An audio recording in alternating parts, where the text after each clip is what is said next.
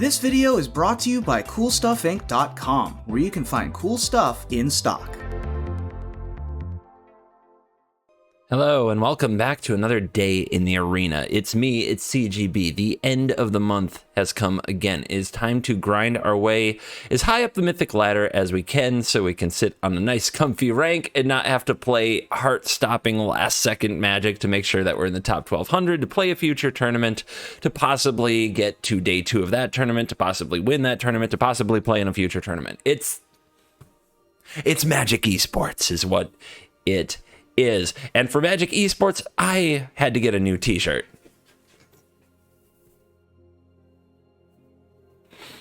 Pickle Rick. Navy blue for CovertGoBlue. Link below. Officially licensed. I know, moving up in the world. We're going to start the journey, and just so you guys know, I already recorded the games you're going to watch in the next series, but this is another all-nighter. And I know that sometimes the all-nighters get kind of your energy is off and you look tired. I think it would be that way anyway, since these are very competitive. And I think that the all-nighter isn't just for when I have to catch a flight in the morning. The all-nighter is also for the end of the season, because it is much harder to grind the top 1200 Mythic like in the daytime down to the wire with everybody else playing and try to do the same. And it's much easier. You get much more rank per win if you do it the night before. This is just something I've learned from playing in top 1200 Mythic again and again and again. I should look up for a new streak. I should look up how many times I've made top 1200. So I'm kind of curious now. I haven't really thought about that. But yeah, if you're going to go for top 1200, I think the night before is a good time to try to grind it out, try to play it. You might have to play for a while, but you can get there. And we're going to start with Mono White, which we haven't really updated since Strixhaven came out. And I think there are 2 cards that stand out to me as being good in the Snow White aggressive version of the deck. And one is Professor of Symbiology, the 1 and a white 2/1 when it enters the battlefield, learn. So we get to use a learn board and get a little value with this card. And then the other is Elite Spellbinder, the Paulo Vitor or Dama de Rosa not preview card, invitational card. Also a preview card. He got to preview it too, but I think that's not the most impressive thing. By far, it's that he, in fact, is immortalized on the art. This is 2 and a white for a 3/1 flying human cleric. Enters the battlefield, look at the hand, exile an online card format. For as long as the card remains exiled, they may play it, but it costs 2 more to cast. The little bit of tempo that this provides is kind of incredible, but it also has weird effects on cards like Shark Typhoon, because you can't cycle them anymore. So things of that nature with Elite Spellbinder are pretty awesome. Alrund's Epiphany is a card you can basically remove from the game, because now it costs 9 mana. Same with Emergent Ultimatum. They can't foretell it if it's already over there in the exile zone. Another way to play the deck is with Drannith Magistrate. This is a 2 mana 1/3. I think it's Eldraine, but you can't cast things from anywhere other than your hand. That in combination with Spellbinder keeps the opponent from ever casting the card you hit with the Spellbinder. I just don't think that 2 mana 1/3 is aggressive enough in a lot of places, but that is a combo I want to try and might try in a future version of the deck. The cards that I can't fit into the deck, the way that I'm running it here, I can't fit in Lurrus. We have too many 3-drops. I can't fit in Halvar, God of Battle. We don't have that much equipment, really just the Sky Mauls. The Halvar is also a weapon, but if you only put in 1 or 2 of them, then you rarely have an equipment when you have Halvar, and I really do want Halvar in the deck. Usher is another card. There are so many good mono white cards that you just can't play with all of them, and I could try to diversify and spread out my cards a little bit, but every single one of these I look at and I'm like, this is a card I want to draw in almost every type of game. There's very few places where Giant Killer is necessarily bad. You can just play it as a 1-drop and use it to push damage. There's very few places where Skyclave Apparition is actively bad, even against things like Ultimatum. You can take a Wolf Willowhaven or exile their big 3/4 turtle that they're playing with now, the Quandrix Cultivator, and it's still a body. And Professor of Symbiology is a lot better than you think at keeping the foot on the gas by fetching some cards from the sideboard. I've got the Mascot Exhibition if we're brutally flooded, although this is probably the card you need the least. I wouldn't craft it just for this deck. 7 mana is a lot. Spirit Summoning and Inkling Summoning, there are times where the opponent isn't really using the battlefield or size matters, maybe if you're on the defensive where you'd rather have the 3/2, and there are times where the battlefield is gummed up and you want the 2/1 flyer. So one of each. Reduce to Memory is the removal spell. It's a lot like a Skyclave Apparition, but they get the 3/2 right away. That's really bad. It's not a card you want to play, but sometimes you just grab it. The best use for this, I think, is to exile something like an artifact or enchantment and then go over the top with your own Sky Maul. If you also take out like their reach creature to keep attacking with a Sky Maul or an Elite Spellbinder, that's good too. Environmental Sciences seems kind of off for this deck, but I'm telling you, I've had so many games where I'm stuck on 2 land, and if I can Professor of Symbiology, get Environmental Sciences, cast it, and get my 3rd land, the deck starts rolling. 2 copies of Academic Probation. These can be either used to push through damage by making something unable to block, or you can keep the opponent from casting their Shadow's Verdict or their Emergent Ultimatum. And since we have knowledge of their hand very often with the Spellbinder, it's totally doable. So Academic Probation gets 2 copies because there might be a series where we play 2 professors and then take them off of their sweeper for 2 turns in a row, and that's enough to win the game. So this is the what deck. This is going to be the first deck we play in this next X-Many series as we try to rank up and finish the season strong. Today's video is dedicated to Andrew McLeod. Thank you for becoming the latest YouTube member. Below, $4.99, hit join, support the channel, and you may, if you're lucky, get a video dedicated to your honor along with a cosmetic from the store. So, save and exit. Don't know why did it save? I don't know. We go in here, we got a 94% off a card that I run in a lot of my Brawl decks and my EDH decks, Fabro Elder. So let's lock that one in. Andrew McLeod, this one's for you. Now that we've introduced what shirt I'm wearing, as well as purchased the cosmetic and dedicated the video and discussed the cards in the deck, it's time to dive in. Let the end of season top 1200 quest nonsense begin. Get ready to enroll in Strixhaven University with our Back to School promotion.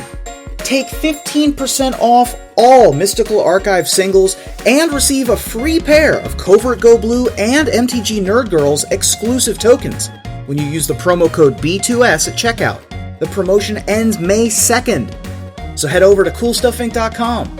Cool stuff in stock. A 92%er, we have to win. Oh my gosh, our rank will take such a hit if we lose. Good thing we're on the play. This hand is very medium, but I guess we're gonna go for the sky. We only get 1 spell a turn, make it count. Bounty into Savior should get ahead of most removal in the format. Okay. That's not something I see very often at this level anymore. And they take it. And there's a Savior.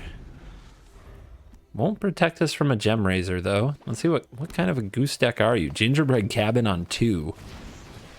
Lovestruck Beast. Okay, we're going over the top. Ugh, no Gem Raiser, please. Plains, nice.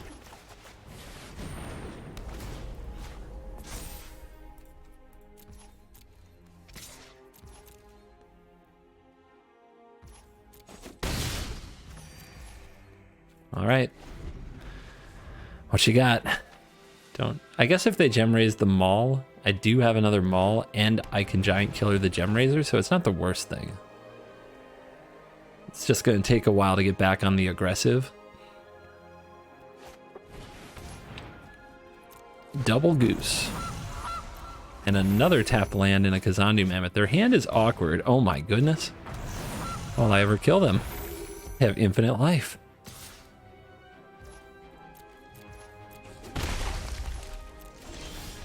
Alright, so the Aspirant gets better with every turn that passes. We've talked about that. But it's not a very efficient use of our mana. We could just double Sky Maul here. I think that's the best play, because then even if they do play a Gem Raiser, we can put an Aspirant, put a counter on this, keep swinging. What else could they play that I'm not thinking about? Lots of things. I do think we hold the giant killer. That part I'm pretty sure about. We could put it on the savior, but we might have to use this to protect the bounty, so I don't think it's a very good idea. Go, you nymph. Let's go. What a boss. What a Baneslayer angel.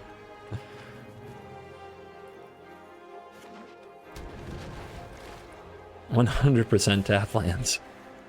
Never seen a green deck with so many tap lands and so much ramp. Why did you keep this hand?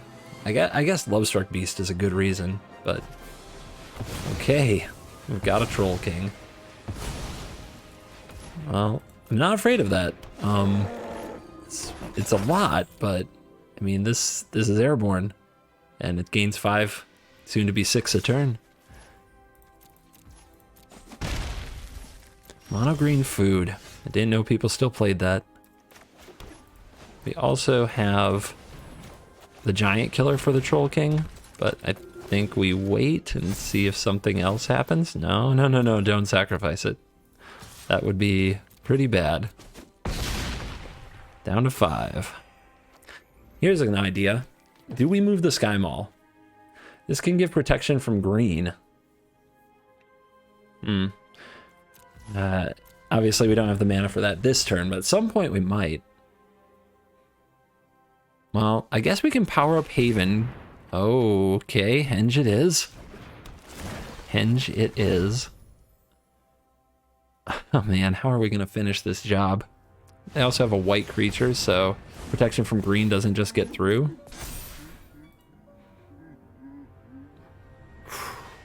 Vigilance would be nice. I don't know, with 3 goose.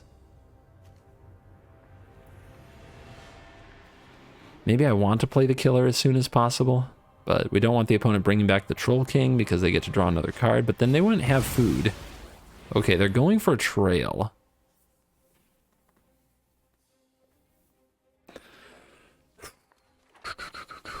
Oh man, trail's a lot too.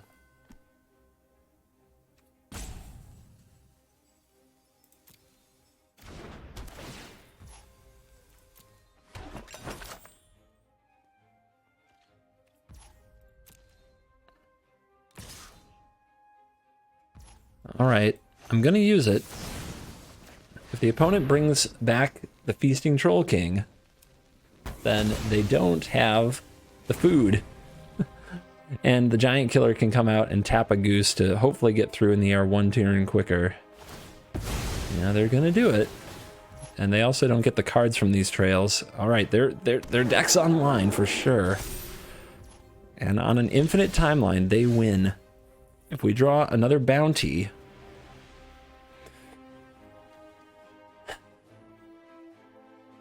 I do feel like I need to move a Sky Maul, but we can attack first. They have to block this turn. Actually, we can move one now and attack with 2 flyers. That's potentially more.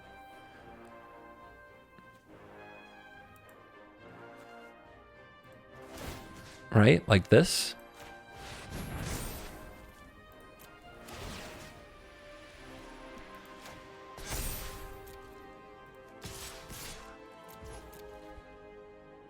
We just got to get it down to where 1 creature gets through. If they, okay. So they're at 3, they go to 5. They're also probably going to make food. This can tap something. All right, I'm not sure what's going to happen here. Hold on to your butts.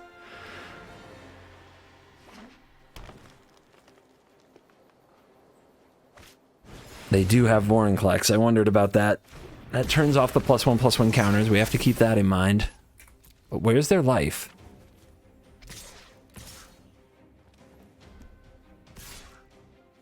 Yeah, all that. 8, 16, another 6. Ooh, no blocks. 15. My turn. They don't have food. The +1/+1 counter doesn't hit. So we have to move this Sky Maul.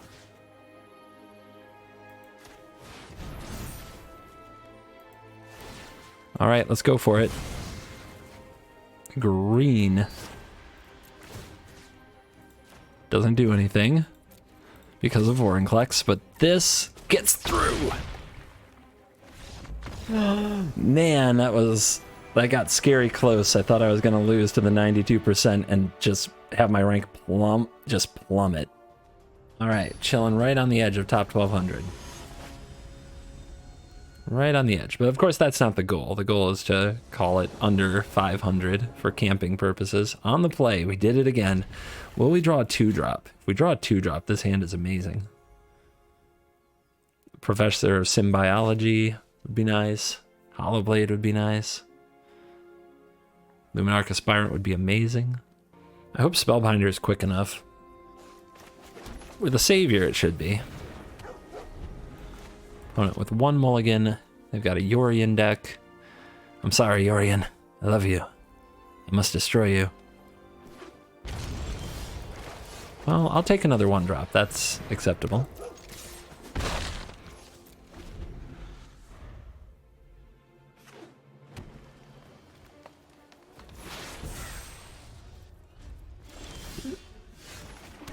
Let's go.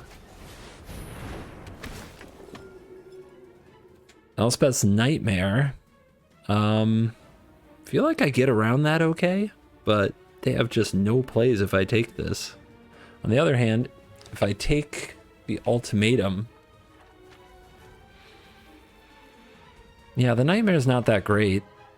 It does occupy their turn 3 so they don't buy Yorion too.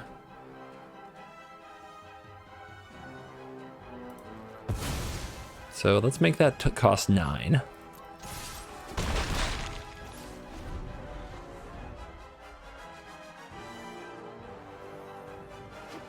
We'll be punished if we draw another non-creature spell, which is pretty unlikely.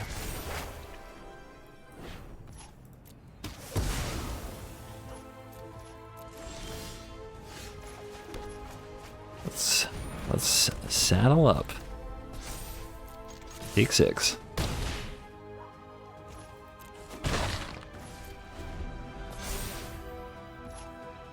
Two more turns of take 6 and we've got this.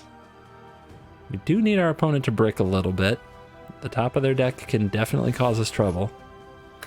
They're gonna scry. Don't keep. All right, to the bottom. Probably not a Shadow's Verdict. Buy Yorion.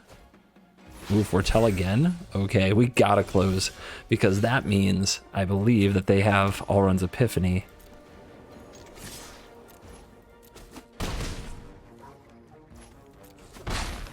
All right. So if they can't play a Shadow's Verdict next turn, do we just win? I think so. They have to draw that card.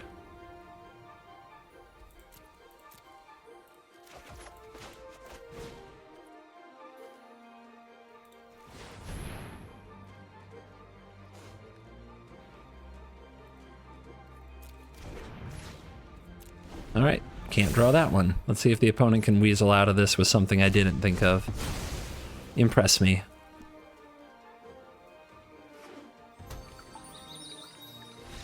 Scoops. Yep, 2 Epiphanies. So if it had been a turn later, I would have named Epiphany. Here we go. Luris. All right. Wish me luck. I don't think I'd keep this if we didn't have a Faceless Haven.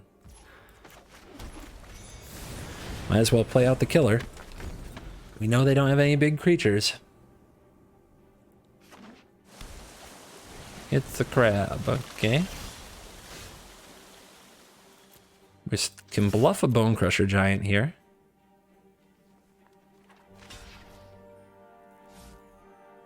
Success. We did it. Totally bluffed them, team. Totally bluffed them. Our deck isn't nearly as solid against rogues as I would like. We don't have any way to abuse them for attacking our graveyard. Their O3s block us forever. It's pretty rough. The best card against them is Skyclave Apparition. 2 of them just left the graveyard. And the opponent's getting a nice 12-card mill here very early in the game.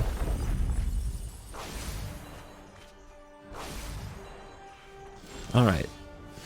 So I'm definitely going to play the Spellbinder, I think. Getting the Hollow Blade down is pretty solid too, but I think it's the Spellbinder, because then next turn we can tap a thing and play this.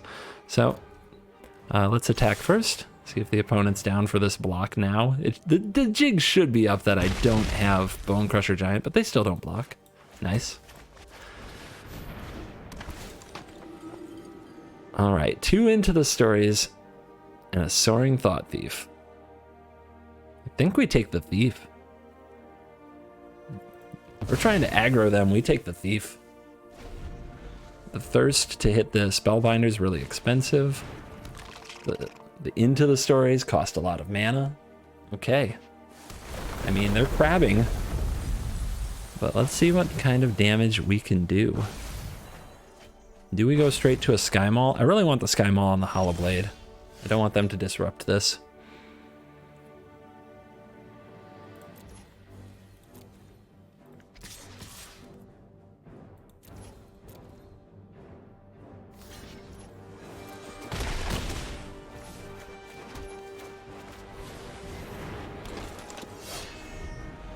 Hollow Blade here. Does the opponent pull the land? Oh, no, not yet. Tap one of your crabs. Not that it particularly matters, I don't think, but it's a start. So we could power up the Haven and attack with that, or we could play the Sky Maul. Sky Maul on Hollow Blade, if they have Drown in Lock, is pretty nasty. Actually, I don't think it matters, right? They just have to, if they counter this is the problem. If they have Drown and they shoot the Haven, what's better? I think we should get this on the field. That's my take. I think we should go for it. On the indestructible one. I think I like that better than putting it on like a giant killer, because they can just play a Blood Chief's Thirst and make me relocate it. All right, got him on the run. Had a pretty bad turn. To use a Guild Enforcer was the draw.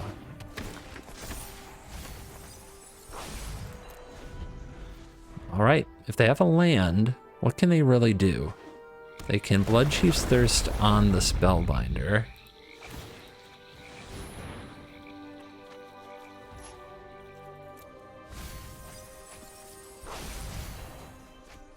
We're down to 17 cards. Oh my goodness. They can also try to flash in the Thought Thief, but we can tap it, so that's a bad strategy. They have to play the Thirst. Let's see if they find it. Let's see if they see it. Yep, they found it. Now, we just need another damage. It doesn't do it, but we can do like a this.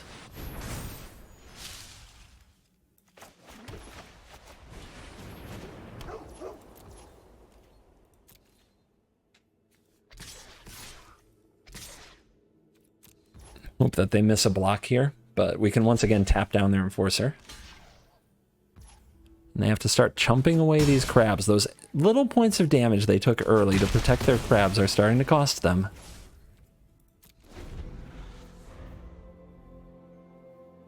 One life, 2 giant killers of 1 mind.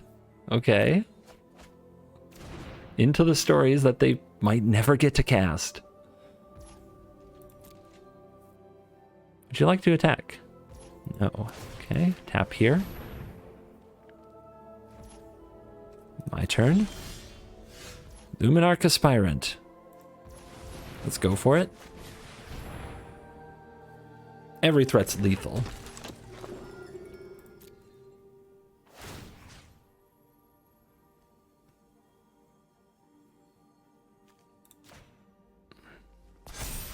So we go for all of the threats because they have to block 5 creatures here. I don't know how they do it. So triple crab, I got you. 13, 11. I can't believe that they almost milled us out. All right, and a thief. That's 4 blockers. It's not 5. Thank goodness we powered up the Haven. It's still not enough. And if you thought that tapping down the Enforcer wasn't going to matter that turn cycle, look at what happened. And the points that we got in with the Giant Killers early, those mattered too.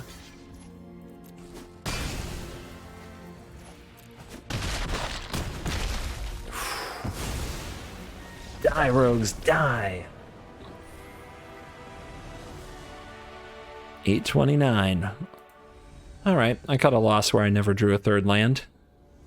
So, now we have to rebuild yet again. We're on the play this time against Luris. Let's go, rogues. Let's frickin' go. Luminarch Aspirant with Selfless Savior usually carves them up pretty nasty, so let's see what we can do. Of course, the crab. So they don't...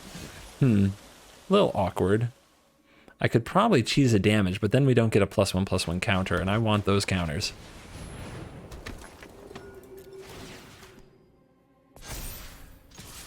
Make them go through the motions on the block. Why not? No reason not to. Unless you count time, which if I miss the cutoff by a couple of seconds. All right. Casual mill 6 cards a turn. Let the journey begin.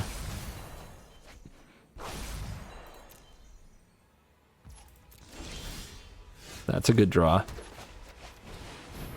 That's a really good draw.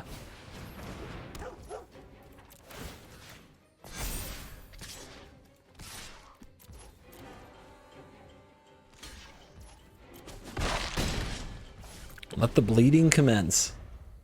So how many Fabled Passage can you find for these crabs?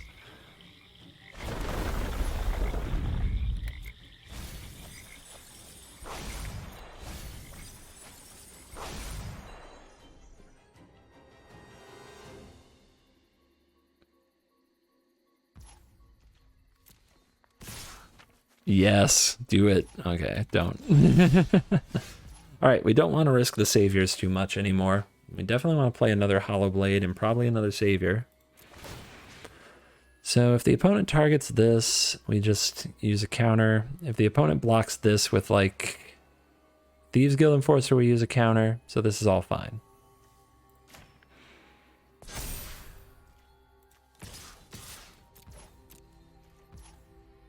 Seven? Okay. How about another Selfless Savior? Yep. Had a feeling that they were sitting on something like that, which means now, despite losing those sweet 3-drops, we get another Hollow Blade.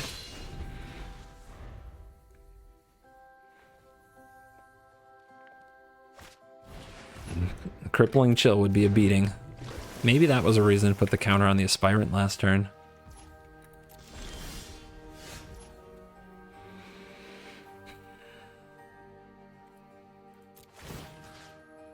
Let's do it.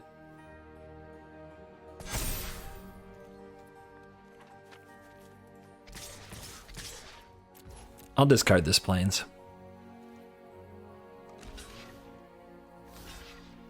All right, the chumps begin.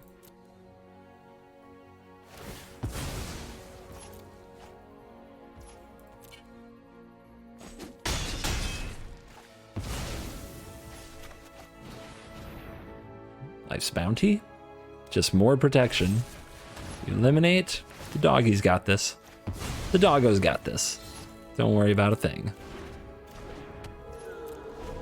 7 life, how do you get out? Crippling Chill would buy them a turn. Nope, done. Dead rogues. All right, 900s battle, nice. Nice, nice, nice. On the draw, not nice. Rogues, though. I mean, Hollowblade's good against rogues. Hollowblade Skymaul sometimes just can't be stopped. On the draw is really rough, though. Here it comes. They could have Drowned in the Lock on turn 2 here. All right, I didn't need all that land, so nice. Tap land, nice. Okay, this is getting absurd, but we do what we can.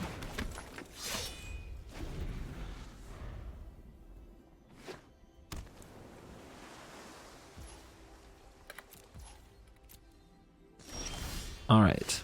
2 cards in the graveyard. Let's go straight for the Sky Mall. Didn't say please. Nice.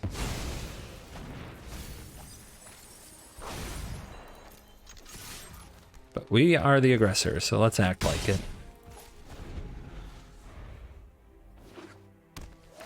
Evolving Wilds.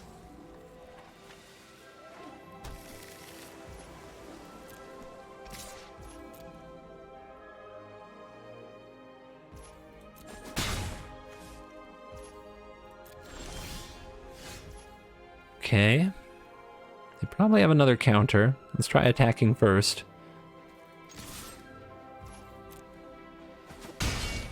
Okay. Professor? Maybe they don't want to counter that. It's not the most threatening thing they've ever seen in their life. Alright, what do we get? I think we get the 3-2. It can attack through most of their stuff. We could get Mascot Exhibition. It's just so far away. Let's grab the 3-2. Plus, we want to be able to feed this Hollow Blade these lands. Okay, they drowned the dog. What a disgusting creature. Not the dog, the person who would drown a dog.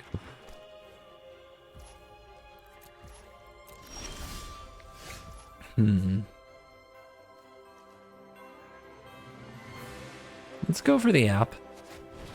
Try to clear this blocker out of the way. See what they do.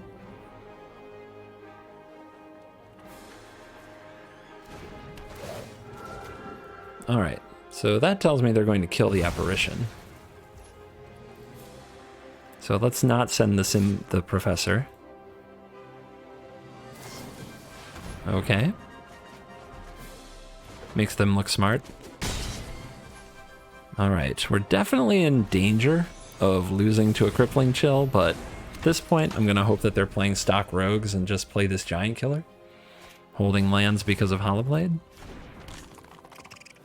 Here comes Crabs.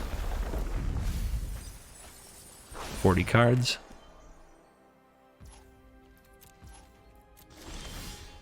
Luminarch Aspirant. Let's go for that. Would be nice. Drowned. Yep. Feels bad. Okay. Let's send these creatures. If the opponent has Thought Thief and Enforcer, it would be very bad. But if they only have Thought Thief, it's okay.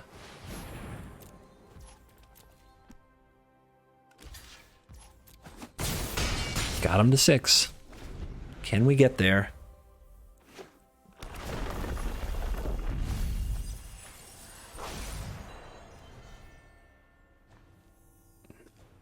You need that Luris, don't you?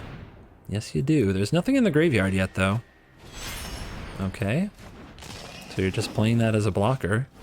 Oh, a robber. Oh, that's not good. Okay, it just got real.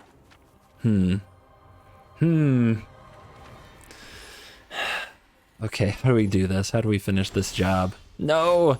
Not on land. So these creatures attacking are pretty bad. The opponent could trade... Let's see, if we tap the Soaring Thought Thief and attack, the opponent just blocks with the Wind Robber. We need to set up for a big attack next turn. So I think we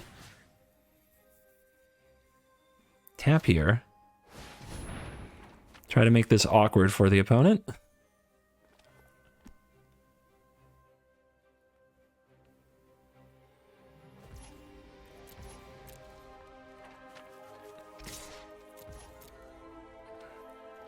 You gonna go to 3? Dead to a Life's Bounty? Okay.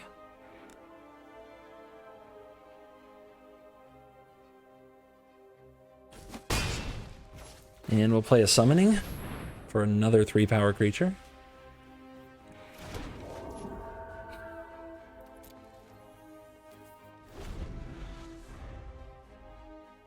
This is going to be tough to get through. Luris is such a house. Okay, have another 4 cards. I hope they're all land.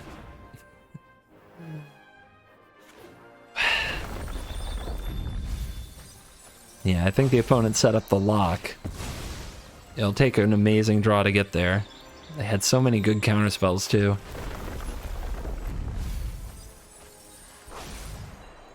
Like, we could rip something nice. It's just not very likely, is it? Oh, wow. I guess you're going to draw a card and pick that back up and play it again. It's going to feel nice. Yeah, we have 3 lethal threats. They have 4 blockers that we know about. And 1,000,000 cards. I don't know how we pull it off. Don't think we do. Okay, 5 blockers.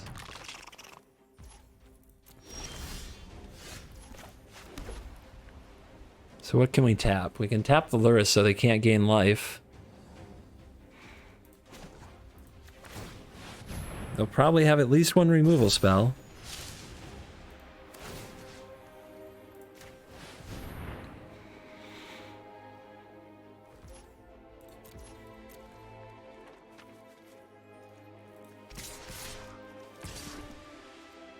So if we attack with these as well, they have 2 blocks. This one makes another 2/2. They probably have a removal spell to make it 1/1 anyway, so I don't think those are good attacks. So we go like this.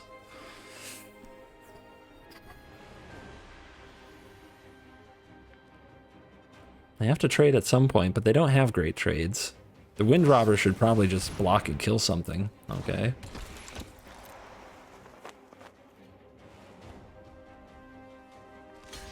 Okay. That's not good. None of this is good. We have to do this or else they'll just go to damage and kill our Hollow Blade, which isn't acceptable.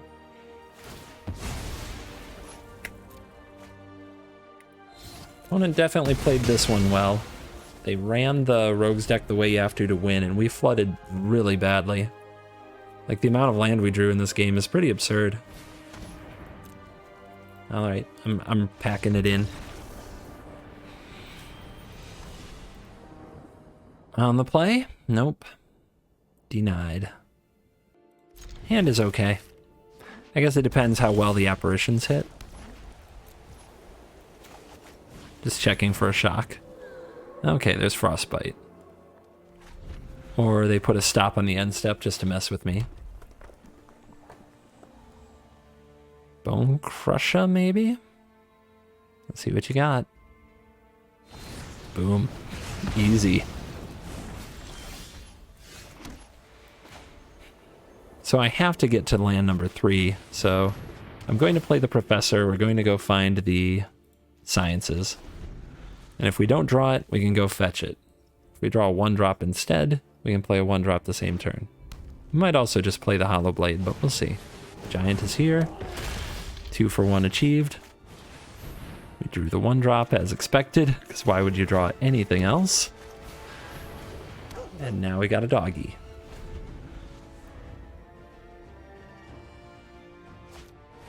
Here's Robber of the Rich, but I don't know if it wants to attack. I mean, maybe they want the dog out of the way? I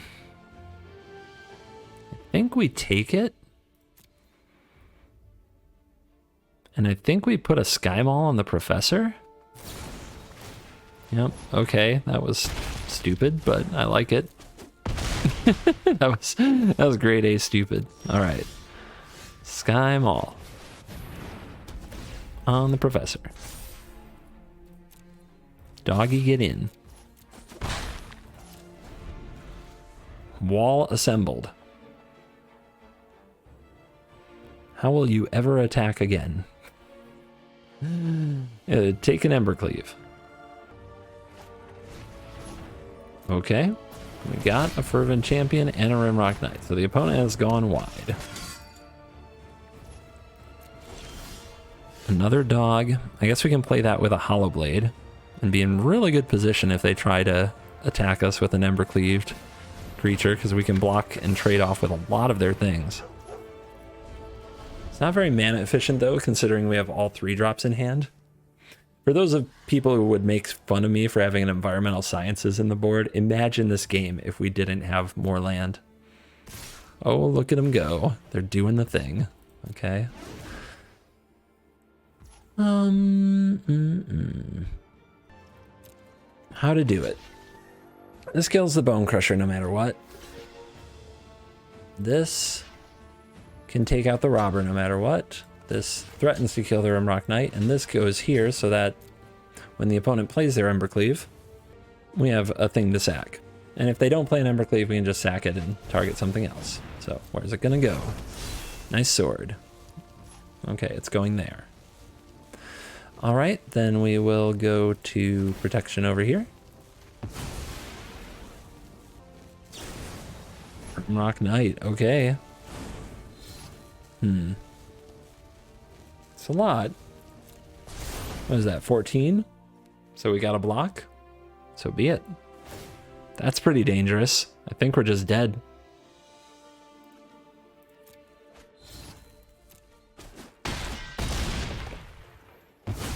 But one's not 0. Let's see how many Bone Crusher Giants they have.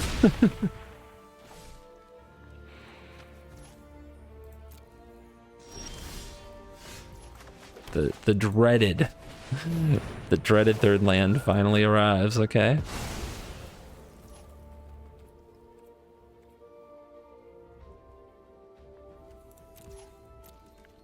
They could have a Frostbite.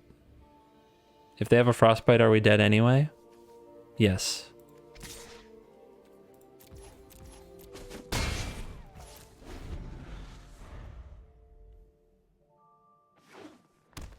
Land off the top for the opponent. Suit up. Okay.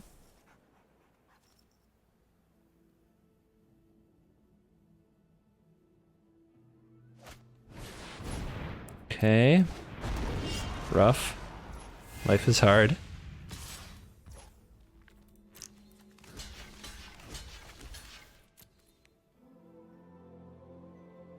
I think we're still alive, though.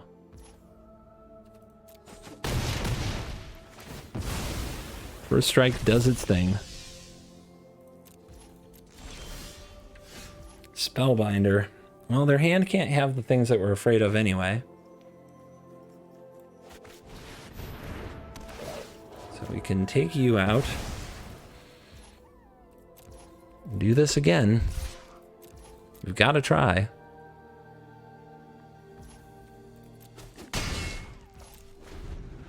One, two, three, four, five, six, seven, eight, 9.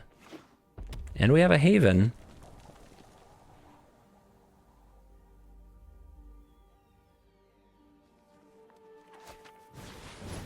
Is that enough?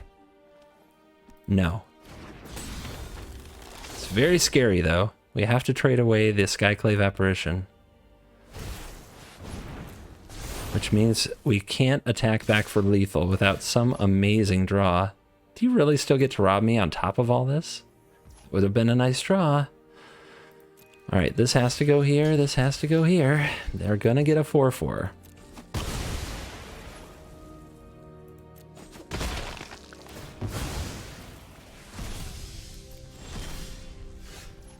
Jeez. They're making it hard, aren't they? Power up, attack with both, we lose. Is there any bluff I can even do? No, there isn't. I'm gonna lose. Because we put this here, we tap out, they just activate the Faceless Haven. God, that felt bad. Man, I need to be on the play.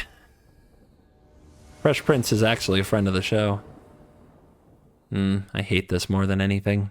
Playing against somebody who watches the show. I do not like playing against friends or fans. It's always the hardest part for me. I never know what to say. I never know what to do.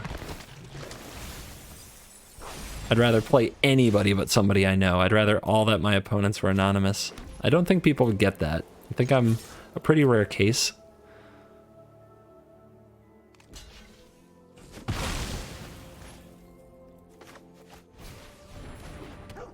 I think the Giant Killer will have another use here.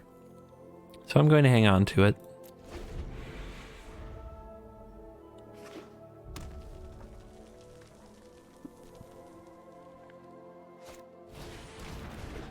Okay, they're trying to fill the graveyard. He's trying to fill the graveyard. Let's see what's up with this hand. Of course. Easy. Gargaroth and Embercleave, huh? Let's make that Gargaroth cost a bit more. Carrion Grub. Gets +X/+O, where X is the greatest power among creature cards in your graveyard. What? What the hell am I up against?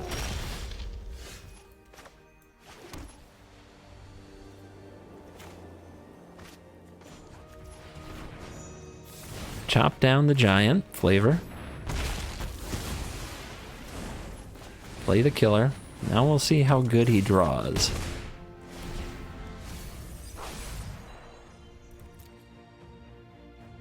It's a cool reanimator deck.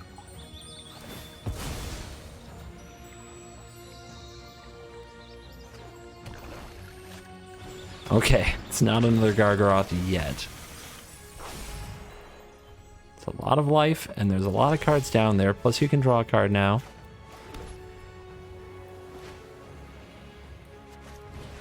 Let's get the Aspirant. Let's get the counter on the Spellbinder. Let's tap the Mire Triton on our opponent's turn.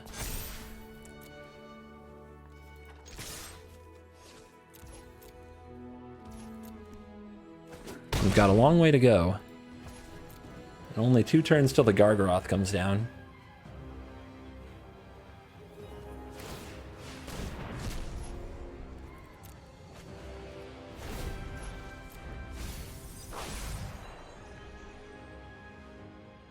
Embercleave, not quite active. Needs another red. Poking around in the graveyard, maybe found a reanimation spell. Unbreakable Bond, return a creature with a lifelink counter on it. Returns the grub. Mill 4. Okay, it's a 6/5. Would you like to attack?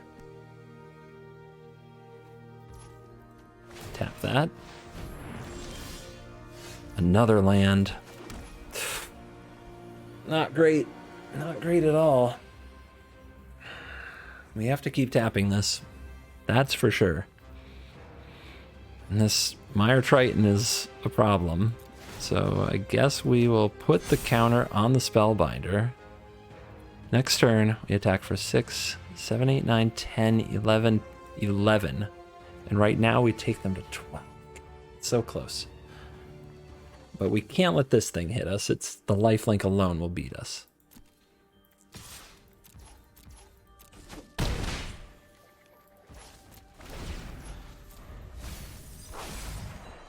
Giant Killer trying to go the distance here while we draw a billion land. Haven, yes. Egon, the god of death. It's huge. All right, tap that. No lifelinks. Too strong. Are you kidding me right now? Oh no. Well, Paulo has to go the distance, but Paulo might go the distance.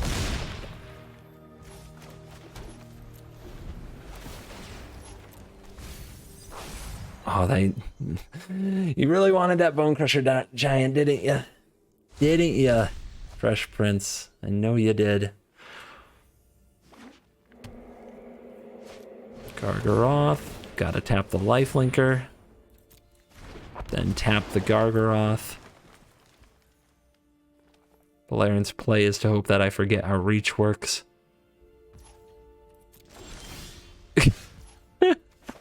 Oh my goodness. Yeah, I'm sorry, man. I'm sorry.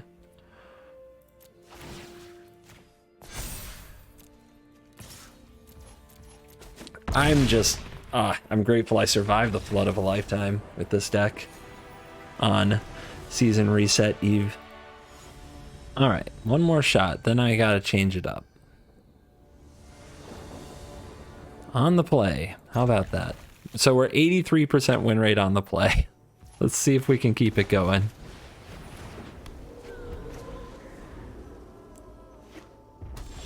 This is mono red. They play mono red, but they don't have a 1-drop? What is it about being on the draw without 1-drops? It's so hard to do. All right, we need some... What do we need? We could take a 3-2. We could also just take Mascot Exhibition since we're already flooding, but I think we'll take the Spirit Summoning.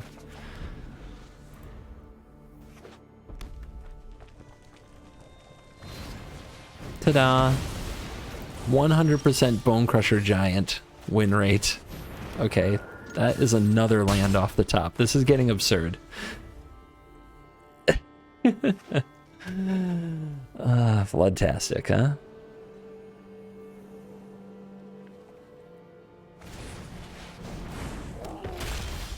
Okay, guys.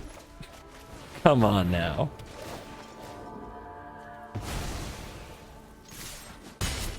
Well, we got you to 12, but our opponent has literally 7 cards in hand. 6. Unless they're all land, they're way ahead of us.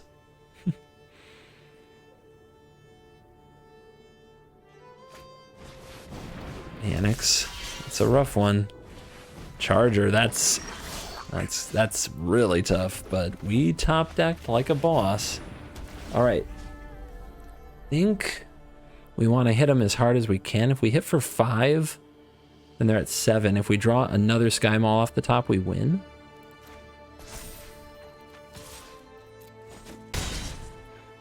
Gets us in position where we might pull this off. Because we're still at 21. We're trying to just sneak through the air.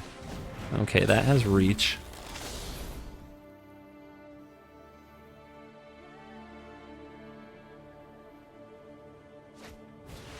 That flies. Wow. Are you kidding me right now? But they have to be careful. Okay. Robber wants to rumble. Annex wants to rumble. Everybody wants to rumble. No blocks. We might just draw a way to win. Like another Sky Mall. Does that do it? If they block here, they take 6. No. Come on, deck. Oh my lord. Maybe I should have tried to kill their robber.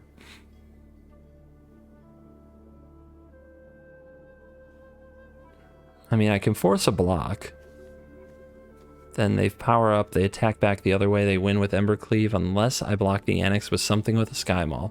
Let's see if they take this damage. No, they do not. Okay, they get the 1/1.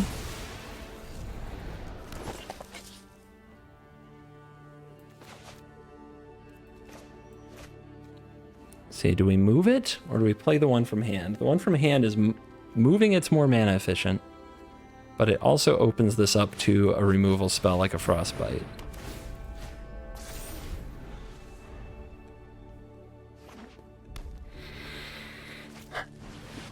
Okay, you gonna attack? Must have Embercleave too. Must have it.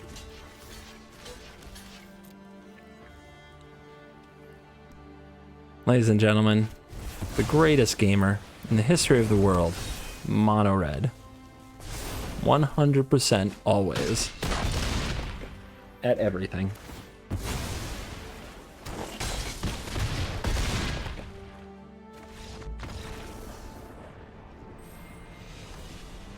Oh. Right out of from 1351 to 99% for that one. And we are back for the post-game wrap-up, and this is Mono White. We played Mono White. We can do an MTG Assistant stat check and check it out. So, oh my gosh, we did it. We were on the play 8 times and on the draw 6 times. That's cool. 75% win rate on the play and 33% win rate on the draw. You can also have a look and tell that we started off hot and it looked like we were going to break into top 1200 and get into like top 500 in camp position. It looked like it was going to be easy mode, and then it dropped off pretty hard near the end. So it looks like another deck is going to have to take its shot at getting us to about rank 500 the day before ladder reset.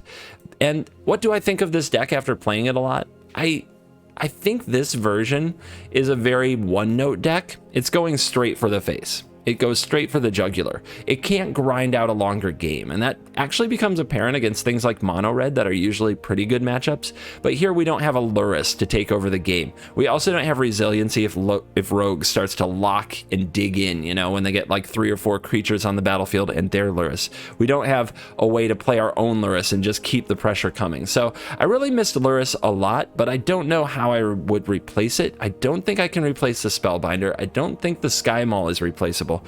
It might be Giant Killer or Skyclave Apparition, because those, like, these cards, I lean on them a bit against mono red and against rogues, but they're not great against those decks, whereas Lurrus is actively super great against those decks. Skyclave Apparition is also not necessarily great against Emergent Ultimatum, and Lurrus also is not great against against Emergent Ultimatum, but maybe it's better to have a card that's a little more resilient. I love Skyclave Apparition. I think it's an absolutely sweet card. Same thing with Giant Killer, but I don't know.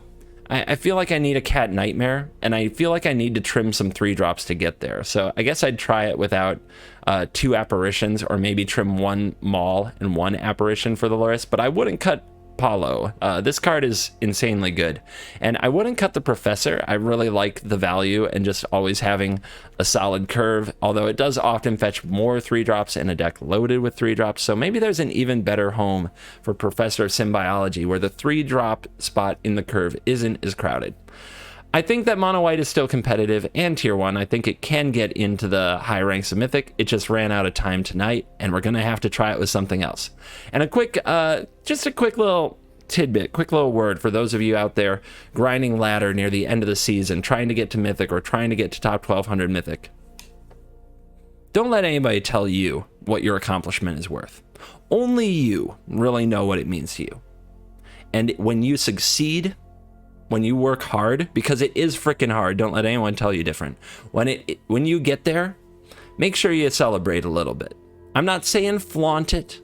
I'm not saying like rub it in everybody's face, but you deserve a moment to say, yeah, that was cool, and be proud. Me, I go get a pizza. I don't usually eat pizza, except when I pull off something cool. It's like the reward. Get yourself a reward. Feel good about it. Nobody's going to throw you a parade anymore if you're grown up. So go make sure that you celebrate those wins. And of course, you can always tweet at me, CovertGoBlue, on the Twitter, and I will retweet you. I will let you know you are cool.